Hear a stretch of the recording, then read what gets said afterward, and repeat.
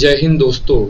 History मंथन में आज हम लोग मध्यकालीन भारतीय इतिहास के स्रोत का अध्ययन करने जा रहे हैं। इसमें हम लोग उस काल के विभिन्न लेखकों और उनसे जो संबंधित सामग्रियां हैं उन सभी के बारे में हम लोग विस्तार से अध्ययन करेंगे। दोस्तों, इसमें हम लोग चचनामा, ताजुल मासिर, मिनहाज सिराज, तबकात नासरी इत्यादि विभिन्न लेखक और उनके लेखन को पढ़ने जा रहे हैं। तो आप ध्यानपूर्वक इन सभी का अध्ययन करिए। यह आपके किसी भी एग्जाम के लिए बहुत ही महत्वपूर्ण है। ठीक है, तो दोस्तों हम लोग इसमें सबसे पहले जो चीज देखते हैं वह इस काल के जो विभिन्न शब्दावलियां थी कि इतिहास को किन शब्दों से जाना जाता था। ठीक है, तो इन सब के बारे में जानते हैं। हम देखते हैं सबसे पहला जो शब्द मिलता है वह मिलता है अंसाब। अंसाब में क्या होता था? अरबों में जो वंशावलियां लिखने की परंपरा थी उसको हम क्या कहते थे? अंसाब कहते थे। ठीक है, सीरत क्या होता था? यह हजरत साहब के जो जीवनियों का संकलन था उसको सीरत कहते थे। तबकात यह सामान्य इतिहास से संबंधित था। तो जब हम सामान्य इतिहास की बात करते हैं उसके लिए मध्यकालीन भारतीय के जो निवासी थे वो कौन सा शब्द प्रयोग करते थे? तबकात। ठीक है, जस्मा उल रिजाल जो है वह विभिन्न व्यक्तियों के संबंध में संक्षिप्त जीवन वृत्तांत है। ठीक है, अब हम देखते हैं दोस्तों मनाकिब और फजाइल। मनाकिब और फजाइल क्या था? यह मध्यकालीन प्रशस्तियों के लिए इस शब्द का हम प्रयोग करते थे। इसमें तत्कालीन जो शासक होता था उसकी उपलब्धियां तथा उनके गुणों का वर्णन। ठीक है, अब हम देखते हैं दोस्तों बदरुद्दीन का जो फजाइल है उसका शाहनामा, यह सबसे प्रसिद्ध है। ठीक है, और शम्से सिराज अफीफ का तारीख फिरोज शाही। ठीक है, बदरुद्दीन का कौन सा ग्रंथ है? शाहनामा, और शम्से सिराज अफीफ का तारीख फिरोज शाही। ठीक है, ये देख लीजिए, शाहनामा जो है वह मोहम्मद बिन तुगलक के लिए था, जबकि तारीख फिरोज शाही किसके लिए था? यह फिरोज शाह के लिए था। अब दोस्तों हम लोग यहाँ से शुरू करते हैं उस काल के जो महत्वपूर्ण स्रोत हैं या ग्रंथ हैं उन सभी का अध्ययन हम करने जा रहे हैं। ठीक है, हम देखते हैं दोस्तों चचनामा। यह बहुत ही प्रसिद्ध पुस्तक है और इसमें अरबों के सिंध विजय का हमें विस्तार से उल्लेख मिलता है। अरब 712 ईस्वी में जब भारत में आते हैं तो उन सभी का यदि विस्तार से अध्ययन हम देखते हैं तो वो कहाँ पर मिलता है? चचनामा में। ठीक है, इसका लेखक कौन है दोस्तों? तो लेखक अरबी भाषा में, ये जो है अरबी भाषा में लिखा गया है और लेखक अज्ञात है। चचनामा का लेखक अज्ञात है और अबू बकर कुफरी द्वारा इसका फारसी अनुवाद किया गया। किसके समय में? नासिरुद्दीन कुबाचा, वहीं जो इल्तुतमिश का प्रमुख प्रतिद्वंदी था, और कुतुबुद्दीन ऐबक का भी। ठीक है, इसका फारसी में अनुवाद किया गया इसके समय में। मोहम्मद बिन कासिम के सिंध अभियान, शासन प्रबंध और उसके मृत्युदंड के बारे में हमें विस्तार से यह सूचना देता है। कौन सा ग्रंथ? चचनामा। दोस्तों आगे हम देखते हैं ताज उल मासिर, जो 1191 से लेकर 1217 तक के इतिहास को अपने अंदर समेटे हुए हैं। ठीक है, इसके लेखक कौन थे? सदरुद्दीन मुहम्मद हसन निजामी, जिन्हें हम हसन निजामी के नाम से भी जानते हैं। ठीक है, यह इसकी जो भाषा थी वह अरबी और फारसी का मिश्रण तथा यह गद्य और पद्य में रचित था। निजामी की बात करते हैं। हसन निजामी यह खुरासान स्थित निशापुर के निवासी थे और मंगोलों के डर से भारत आ गए थे। ठीक है, किसके आदेश पे इन्होंने ग्रंथ को लिखना प्रारंभ किया? ऐबक के आदेश पे, कुतुबुद्दीन ऐबक। ताजुल मासिर की रचना की इन्होंने ऐबक के आदेश पर, लेकिन यह ग्रंथ जो पूरा हुआ वह इल्तुतमिश के काल में पूरा हुआ। ठीक है, यदि समय की बात करते हैं तो कब से कब? 1191 से 1217 ईस्वी। और इसके बीच दोस्तों जो भी घटनाएं घटेंगी वह इसमें संकलित किया गया है। ठीक है, जो महत्वपूर्ण घटनाएं हैं उसको। ठीक है, इलियट और डाउसन ने इसका अंग्रेजी में अनुवाद किया था। किसने अनुवाद किया था? इलियट और डाउसन ने। ठीक है। हसन निजामी के अनुसार दिरहम और दिनार नामक सिक्कों को ऐबक ने चलवाया था। देखिए, ये भी एक महत्वपूर्ण है कि यदि आपको दे दिया जाता है कि दिरहम और दिनार ऐबक ने चलाया था, किस लेखक के अनुसार, ठीक है, या किस लेखक के अनुसार ऐबक ने दिरहम और दिनार नामक सिक्कों को चलवाया था, तो वह कौन थे? हसन निजामी। ठीक है। थोड़ी थोड़ी सी चीजें दोस्तों जब छूट जाती है ना, तो बाद में बहुत परेशान करती है। हम लोग ना ऐसे ऐसे चीजों पे थोड़ा सा बारीकी से ध्यान नहीं देते हैं, जिसकी वजह से एग्जाम हॉल में हमें परेशानी होती है। ठीक है। अब हम देखते हैं मिनहाजुद्दीन सिराज को। मिनहाजुद्दीन सिराज का जन्म जो है, इसमें हम लोग उनके प्रारंभिक जीवन के बारे में भी एक अध्ययन कर रहे हैं, तो इसीलिए थोड़ा सा समय लग भी रहा होगा। तो दोस्तों आप लोग धैर्यपूर्वक पढ़ें, क्योंकि एग्जाम में जाकर के लिखना जरूरी है, पढ़ना जरूरी है। ठीक है, आपको वहां पर आंसर करना जरूरी है। तो इसीलिए इनका जन्म जो हुआ था वो कहां पर हुआ था? मध्य एशिया में हुआ था, और मृत्यु बलबन के शासनकाल में हुआ था। यदि हम इनके मातृपक्ष की बात करें तो यह महमूद गजनवी के परिवार से संबंधित है। किस पक्ष से? मातृपक्ष से।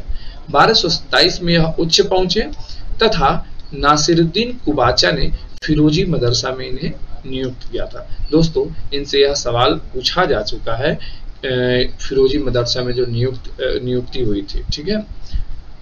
कुबाचा जब देखते हैं हम कि सिंध में कूदकर आत्महत्या कर लेता है, तो यह इल्तुतमिश के संरक्षण में आ जाता है। ठीक है। 1231 में इल्तुतमिश के ग्वालियर अभियान के दौरान मिनहाज उस सिराज उसके साथ था। तो ग्वालियर अभियान के दौरान इल्तुतमिश के साथ कौन सा लेखक साथ में था? तो वह थे मिनहाज उस सिराज। ठीक है। इन्हें बाद में ग्वालियर का काजी तथा इमाम नियुक्त किया गया। रजिया के शासनकाल में नासिरिया मदरसा का प्रधानाचार्य इन्हें नियुक्त किया गया। तो यह भी संभवतः 2019 के एनटीए यूजीसी नेट के एग्जाम में यह प्रश्न आया हुआ है। ठीक है, कि रजिया के शासनकाल में इन्हें नासिरिया मदरसा में नियुक्त किया गया था। यह एक मतलब 4 स्टेटमेंट दिया था, उसमें एक स्टेटमेंट यह भी था। ठीक है।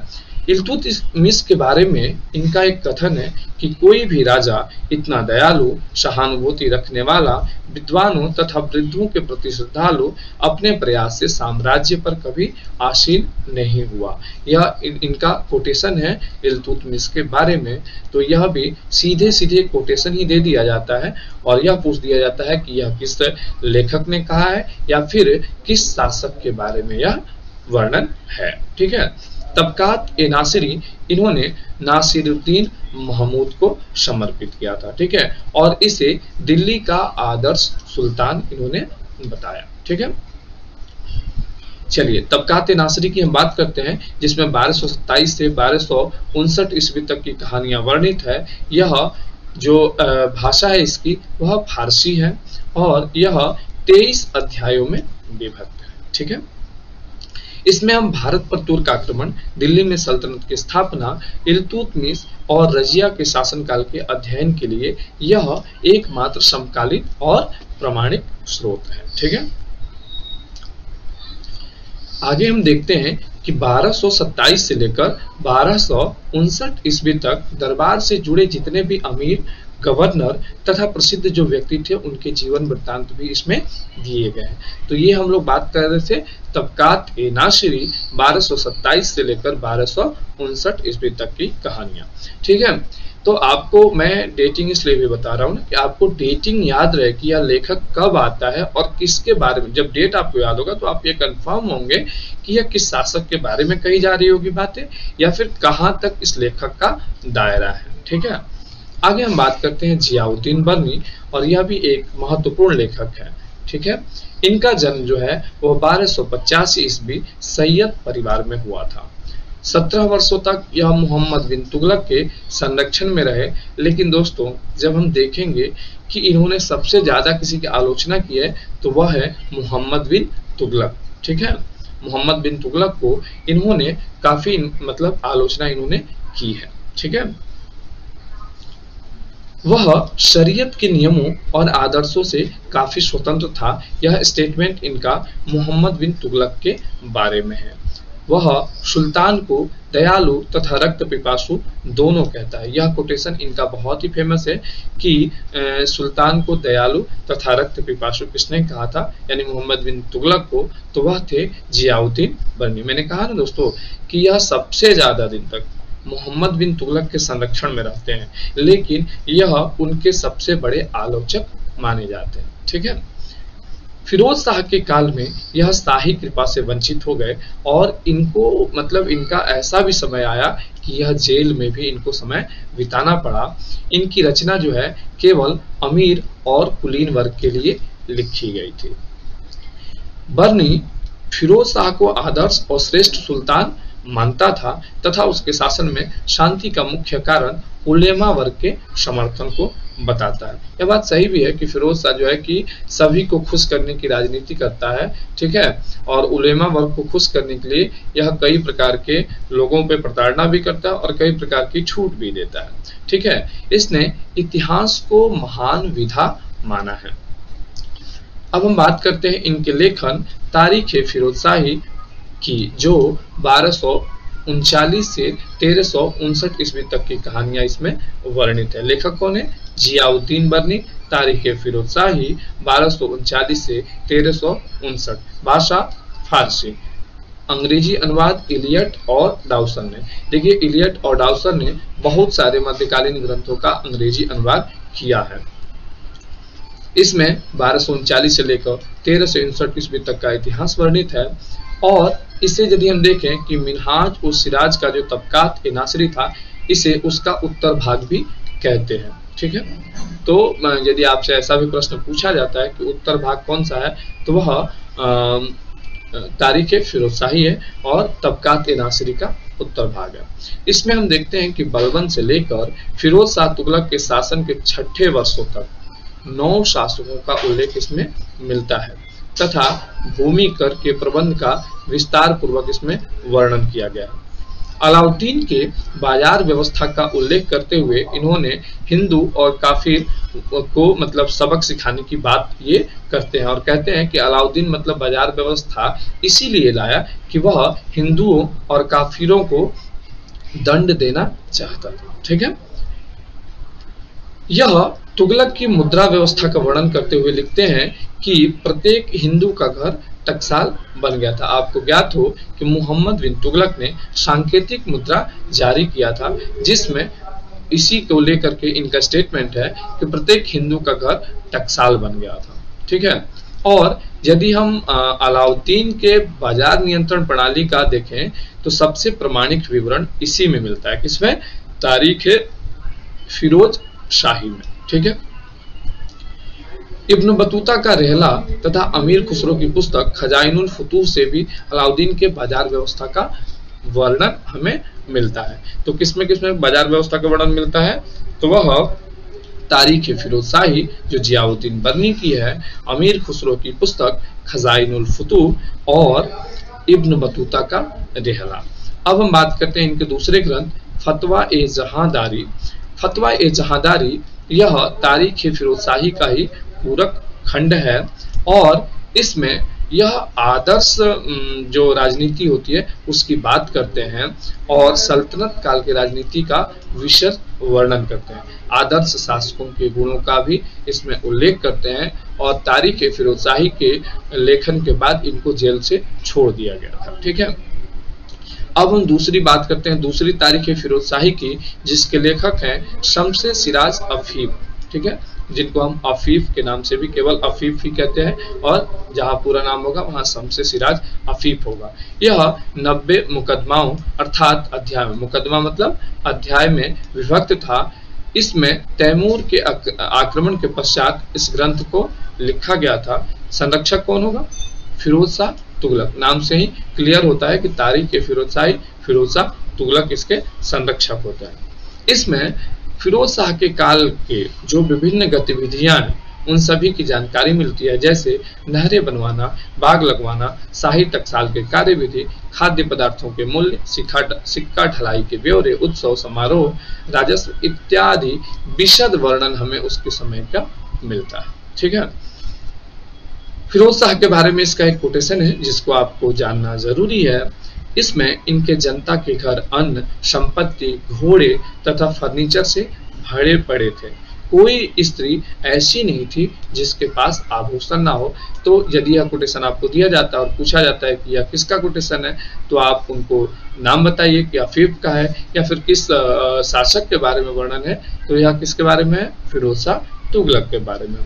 दोआब से 80 लाख टंका की आय होती थी और दिल्ली का राजस्व 6 करोड़ 85 लाख टंका तक पहुंच गया था। यह अफीफ अपने ग्रंथ तारीख ए फिरोज शाही में वर्णन करते हैं। आगे बात करते हैं हम सीरत ए फिरोज शाही, जिसके लेखक अज्ञात है, और यह तारीख ए फिरोज शाही का विस्तृत संस्करण। फुतुहात ए फिरोज शाही, यह फिरोज शाह तुगलक की आत्मकथा है। तो देखिए, एक आदमी बहुत ही कंफ्यूज्ड होता है कि कौन सी इसकी आत्मकथा है, तो आप हमेशा से इसके पहले अक्षर से मिला करके चलेंगे। फिरोज शाह और फ से फिरोज शाह और फू से फुतुहात ए फिरोज शाही, तो पहले अक्षर को आप मिला लेंगे तो ऐसे आपको याद भी होता चलेगा। ठीक है, अब हम बात करते हैं कि इसमें क्या वर्णन है। तो उसके इस्लाम धर्म के प्रसार के लिए किए गए प्रयत्नों, नीतियों व जन कल्याण संबंधी कार्यों का इसमें विवरण दिया गया है। ठीक है, यह बहुत ही धर्मांध शासक साबित होता है और हम देखते हैं कि प्रारंभ में यह हिंदुओं को कई प्रकार से प्रताड़ित करता है। क्यों? क्योंकि उलेमा वर्ग को यह खुश कर सके, इसके लिए। ठीक है, इसकी एक उक्ति है कि जब अल्लाह अपने बंदों की आजीविका नहीं छीनता तो मैं किसी को कैसे उसके पद से हटा सकता हूँ। इसके समय में हम देखेंगे कि भ्रष्टाचार काफी बढ़ गया था। ठीक है दोस्तों, आगे हम बात करेंगे ख्वाजा अब्दुल्लाह मलिक इसामी। किसकी बात करते हैं? ख्वाजा अब्दुल्लाह मलिक इसामी, जिसका जन्म 1311 ईस्वी में हुआ था और यह मोहम्मद बिन तुगलक का समकालीन था। राजधानी दिल्ली से दौलताबाद परिवर्तन के दौरान उसे भी दौलताबाद जाना पड़ा था। तो यह भी एक महत्वपूर्ण पॉइंट है कि किस लेखक को राजधानी परिवर्तन के दौरान दौलताबाद जाना पड़ा था। वह कौन थे दोस्तों? मलिक इसामी, ख्वाजा अब्दुल्लाह मलिक इसामी। इनकी जो ग्रंथ है वह फुतूह उस सलातीन है, जिसमें 999 से लेकर 1350 ईस्वी तक की घटनाओं का वर्णन है। लेखक ख्वाजा अब्दुल्लाह मलिक इसामी, और यह अलाउद्दीन बहमन शाह के संरक्षण में 1350 ईस्वी में पूर्ण किया गया। और दोस्तों, इनको बहुत सारी कठिनाइयों का सामना करना पड़ा, इसीलिए यह मोहम्मद बिन तुगलक के बहुत बड़े आलोचक भी साबित होते हैं। अब आप ही सोच लीजिए कि यदि आपको कहीं जबरदस्ती अपने घर छोड़ करके कहीं और भेजा जाए और आपको जबरदस्ती जाना पड़े, इसमें उनके बाबा का देहांत भी हो गया था रास्ते में ही, जिसके कारण यह जो है मलिक इसामी उसके घोर आलोचक बन गए थे। ठीक है, तो यह मोहम्मद बिन तुगलक को क्या कहते हैं कि यह इस्लामी दुनिया का सबसे बुद्धिमान मूर्ख है। मोहम्मद बिन तुगलक कौन है? तो यह इस्लामी दुनिया का सबसे बुद्धिमान मूर्ख है। ठीक है, आगे हम देखते हैं कि 1296 ईस्वी में अलाउद्दीन खिलजी द्वारा देवगिरी पर किए गए आक्रमण का उल्लेख भी इसमें मिलता है, और मोहम्मद बिन तुगलक के समय दक्षिण में जो विद्रोह हुए थे उनका भी यह वर्णन करते हैं। ठीक है, अब हम बात करते हैं दोस्तों कामिल उद तवारीख। इसके लेखक कौन है? शेख अब्दुल हसन इब्नुल अशीर, 1230 ईस्वी। इसमें मोहम्मद गोरी के विजयों का वृत्तांत मिलता है। अब तारीख सिंध या तारीख मायूसी, रचनाकार कौन है? मीर मोहम्मद मासूम, और चचनामा पर आश्रित यह ग्रंथ है। तो आपसे यदि यह प्रश्न बनता है कि तारीख सिंध या तारीख मासूमी किस पे आधारित है या चचनामा पे आश्रित ग्रंथ कौन सा है, तो वह तारीख सिंध या तारीख मासूमी है। देखिए, इसमें ना मैं जो बार बार प्रश्न का बता रहा हूँ वो इसलिए क्योंकि इससे इतने सारे प्रश्न बन सकते हैं, इतने सारे। इस वीडियो में आपको बहुत सारे प्रश्नों का, बहुत सारे फैक्ट्स का खजाना मिलेगा। ठीक है, तो इसीलिए मैं बार बार इसकी चर्चा कर रहा हूँ। इसमें अरबों की विजय से लेकर मुगल सम्राट अकबर के समय तक सिंध का इतिहास वर्णित है। तो अब क्या होता है ना, इसमें कभी कभी मिलान के लिए दे देता है कि सिंध अभियान, सिंध विजय का वर्णन, ठीक है, गुजरात का वर्णन या विवरण ऐसे करके दे देता है 4 एक तरफ, और 4 एक तरफ जो है कि उनके किताबों को दे देता है कि यह किस क्षेत्र से संबंधित है, ऐसे करके। तारीख-ए-जामिनी या किताब उल जामिनी, जिसके लेखक कौन है? उत्बी। यह शाही इतिहासकार थे और इनकी भाषा अरबी थी। इसमें हम देखेंगे कि सुबुक्तगीन और महमूद गजनवी का 1020 ईस्वी तक का इतिहास वर्णित है तारीख-ए-यामिनी में। तारीख-ए-मसूदी, जिसके लेखक अबुल फजल मुहम्मद बिन हुसैन अल बैहाकी, जिनको हम बैहाकी के नाम से केवल जानते हैं, ठीक है, यह गजनवी का शाही लेखक था। कौन? अबुल फजल मुहम्मद बिन हुसैन अल बैहाकी। इसमें महमूद गजनवी के दरबार, इतिहास, उनकी झलकियां, कर्मचारियों के षड्यंत्र का विवरण इत्यादि मिलता है। यदि इसके एक अन्य पुस्तक की बात करते हैं तो वह है तारीख-ए-सुबुक्तगीन। लेनपुल इसे पूर्वीय पेप्स की उपाधि प्रदान करते हैं। किसको? बैहाकी को पूर्वीय पेप्स की उपाधि कौन देता है? लेनपुल। अब हम देखते हैं तारीख-ए-मुबारक शाही, जिसके लेखक है याहिया बिन अहमद सरहिंदी। तारीख-ए-मुबारक शाही याहिया बिन अहमद सरहिंदी, ठीक है। यह सैयद वंश के शासक मुबारक शाह का संरक्षण में यह लिखा गया और यह उन्हीं को समर्पित ग्रंथ है। किसको? मुबारक शाह को समर्पित ग्रंथ है। आगे हम देखते हैं इब्न बतूता, और यह बहुत ही महत्वपूर्ण लेखक है जिसका मूल नाम था शेख फतह अबू अब्दुल्लाह, ठीक है। यह मोरक्को यानी अफ्रीका का निवासी था, ठीक है। और पीजीटी में भी इससे बहुत सारे सवाल आए हैं, एनटीए यूजीसी नेट में भी सवाल आए हैं, तो यह भी एक महत्वपूर्ण लेखक है। और इसमें 1333 ईस्वी में मुहम्मद बिन तुगलक के काल में भारत आया तथा 14 वर्षों तक यह भारत में रहा, ठीक है। इसके सेवा से खुश होकर के मुहम्मद बिन तुगलक 8 वर्षों तक इसे दिल्ली के काजी के पद पर नियुक्त करता है, लेकिन 1442 ईस्वी में इस पर भ्रष्टाचार का आरोप लगता है और इसको सेवा से वंचित कर दिया जाता है। बाद में यह अपना दूत बनाकर इसे चीन भेज देता है, लेकिन मौसम खराब होने की वजह से यह आधे रास्ते से ही लौट आया। बात करें इसके ग्रंथों की तो इब्न बतूता का जो ग्रंथ है वह है किताब उल रहला, जिसकी भाषा अरबी है और इसमें यह सुल्तान गयासुद्दीन तुगलक की गुप्तचर व्यवस्था, डाक व्यवस्था और उसकी मृत्यु की परिस्थितियों का बृहद रूप से वर्णन करता है। सल्तनत काल में डाक व्यवस्था का यदि हम विस्तार से वर्णन देखें तो यह इब्न बतूता की किताब उल रहला में ही हमें मिलता है। मलफूजात-ए-तिमूरी यह तुर्की भाषा में लिखित है, ठीक है। मलफूजात-ए-तिमूरी तुर्की भाषा में लिखित है और यह अमीर तैमूर की आत्मकथा है। इसमें आबू तालिब हुसैनी ने फारसी भाषा में इसका अनुवाद किया और शाहजहां को भेंट स्वरूप प्रदान किया। ये भी एनटीए में प्रश्न आ चुका है कि मलफूजात-ए-तिमूरी इसको किसने लिखा था और शाहजहां को भेंट दिया था, ठीक है, या इनमें से किस ग्रंथ को शाहजहां को लेखक ने भेंट किया था अनुवाद करके, तो वो था मलफूजात-ए-तिमूरी आबू तालिब हुसैनी, ठीक है। जफरनामा, यह जफरनामा जो है वो शरफुद्दीन अली जजदी ने अमीर तैमूर के पुत्र के संरक्षण में लिखा था और इसमें तैमूर की जीवन गाथा है।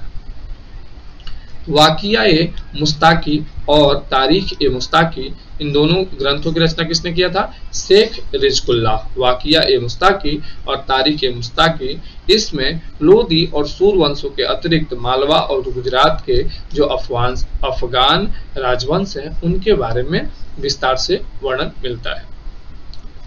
आगे हम देखते हैं दोस्तों तारीख-ए-सलातीन-ए-अफगान, जिसके लेखक अहमद यादगार हैं और इसमें बहलोल लोदी से लेकर हेमल की मृत्यु तक की घटनाओं का वर्णन है। दोस्तों थोड़ा सा समय लग रहा है लेकिन हम लोग इस चीज को छोड़ नहीं सकते हैं, विस्तार से पढ़ने की भी जरूरत है क्योंकि एग्जाम में यहाँ से प्रश्न सीधे पूछ दिए जाते हैं, ठीक है। तो आप लोग धैर्यपूर्वक इसका अध्ययन करिए। आगे हम देखते हैं दोस्तों मुखजान-ए-अफगानी, जिसके लेखक हैं नियामतुल्लाह और यह 1612 ईस्वी में लिखी गई थी। इसमें लोदी वंश के शासकों के समय की घटनाओं का विस्तार रूप से वर्णन किया गया है। यदि हम बात करते हैं आदाब उल हर्ब व शुजाअत, तो यह फक्र ए मुदब्बिर की रचना है और जिसमें युद्ध कला और सामरिक महत्व के विषयों का वर्णन किया गया है। आदाब उल हर्ब व शुजाअत फक्र मुदब्बिर। आदाब उस सलातीन, यह आदाब उल हर्ब व शुजाअत का संक्षिप्त रूप है जो इल्तुतमिश को समर्पित है। इसके लेखक कौन है? फक्र ए मुदब्बिर। ठीक है, तो यह आदाब उल हर्ब और शुजाअत का ही संक्षिप्त रूप है। कौन सा? आदाब उस सलातीन, और यह फक्र ए मुदब्बिर इसके लेखक हैं। इल्तुतमिश को यह समर्पित ग्रंथ है। जब हम देखते हैं कि इल्तुतमिश के बारे में वर्णन, तो यह उनके राजनयिक सिद्धांत, राजकीय संगठन की कला पर तैयार किया गया प्रथम भारतीय मुसलमान है और इल्तुतमिश ने अपने पुत्रों को शिक्षा दिलाने के लिए इसका लेखन करवाया था। ठीक है, अब हम देखते हैं इंशाए माहरू। इंशाए माहरू जो है वह मुल्तान के प्रांतपति ऐनुल मुल्क के पत्रों का संकलन है। किसके पत्रों का संकलन है? इंशाए माहरू। तो यह मुल्तान के प्रांतपति ऐनुल मुल्क के पत्रों का संकलन है। इसमें हम मोहम्मद तुगलक और फिरोज तुगलक के संबंध में वर्णन देखते हैं, जो मुख्य जानकारियां मिलती है। अब हम बात करते हैं कुछ महत्वपूर्ण पत्रों की। ठीक है, और यह इनके क्षेत्रों की। तो दोस्तों, रियाजुल इंसा जो महमूद गवा के पत्रों का संकलन है और यह बहमनी प्रशासन व राजनीति की जानकारी हमें देती है। तारीख ए रशीदी, इसके लेखक मिर्जा हैदर है और यह कश्मीर के इतिहास से संबंधित है। रियाज ए सलातीन जो गुलाम हुसैन सलीम का लेखन है, यह बंगाल के इतिहास से संबंधित है। तारीख ए गुजरात जो मीर अबू तुर्बती का है और यह गुजरात के इतिहास से संबंधित है। तो रियाजुल इंसा बहमनी प्रशासन व राजनीति और यह महमूद गवाह के पत्रों का संकलन है। तारीख ए रशीदी मिर्जा हैदर जो कश्मीर के इतिहास से संबंधित है। रियाज ए सलातीन गुलाम हुसैन सलीम बंगाल के इतिहास से संबंधित है। तारीख ए गुजरात मीर अबू तुर्बती जो गुजरात के इतिहास से संबंधित है। अब हम लोग सबसे महत्वपूर्ण लेखक अमीर खुसरो की चर्चा करने जा रहे हैं। और दोस्तों, अमीर खुसरो का जन्म 1253 ईस्वी में एटा उत्तर प्रदेश के पटियाली नामक कस्बे में हुआ था और यह बलबन के युद्ध मंत्री इमादुल मुल्क की पुत्री तथा भारतीय मुसलमान थी। योगदान की बात करें तो इनका साहित्य सृजन के साथ ही साथ संगीत के क्षेत्र में भी अमूल्य योगदान देखा जाता है और यह भारतीय और पर्शियन ईरानी रागों का सुंदर सम्मिश्रण कर नवीन राग शैली को जन्म देते हैं, जिसमें ईमान, जिल्फ, साजगरी आदि को इन्होंने जन्म दिया था। यदि इनकी बात करें आविष्कार की, तो यह कव्वाली और सितार इन्हीं का देन माना जाता है। ठीक है, इन्होंने गीत के तर्ज पर फारसी में और अरबी गजल के शब्दों को मिलाकर कई पहेलियां और दोहे भी लिखे थे। यदि हम बात करें सुल्तानों का काल, तो यह लगभग 8 सुल्तानों का काल देखे थे और सबसे पहले जो यह बलबन के पुत्र मोहम्मद की सेवा में आते हैं, उसके बाद बलबन की सेवा में जाते हैं और इनका जो अंतिम शासक था वह था गयासुद्दीन तुगलक। तो इनके बारे में यह प्रसिद्ध है कि इन्होंने 8 सुल्तानों का काल देखा था। यह सूफी संत निजामुद्दीन औलिया के प्रमुख शिष्य थे और औलिया ने इन्हें तुर्क उल्लाह की उपाधि प्रदान की थी। यह इनका एक बहुत ही प्रसिद्ध कोटेशन है। यह असहाय और गरीब किसानों के बारे में जो कहते हैं कि राजकीय मुकुट का प्रत्येक मोती गरीब किसान की अश्रुपूरित आंखों से गिरी हुई रक्त की घनीभूत बूंद है। ठीक है, यह इनका महत्वपूर्ण स्टेटमेंट है जिन्हें मोरलैंड ने भी अपनी पुस्तक में उद्धृत किया है। चलिए इनकी लेखन की बात करते हैं। तो दोस्तों, किरान उस शादेन इनकी जो पहली रचना है उसमें बुगरा खां व उसके बेटे कैक्युबाद के मिलन का वर्णन है। ठीक है, मिफ्ता उल फतूह जलालुद्दीन खिलजी के सैन्य अभियान का इसमें वर्णन किया गया। इसमें मिफ्ता उल फतूह में खजाइन उल फतूह जो अलाउद्दीन खिलजी के शासनकाल के प्रथम 16 वर्षों तक की घटनाओं का इसमें वर्णन किया गया है। आशिका की बात करते हैं दोस्तों, आशिका में देवल रानी और अलाउद्दीन के पुत्र खिज्र खां की प्रेम गाथा का वर्णन किया गया है। यदि हम बात करते हैं नूह सुपेहर की, तो इसमें अलाउद्दीन के पुत्र मुबारक खिलजी के बारे में चाटुकारितापूर्ण वर्णन किया गया है। ठीक है।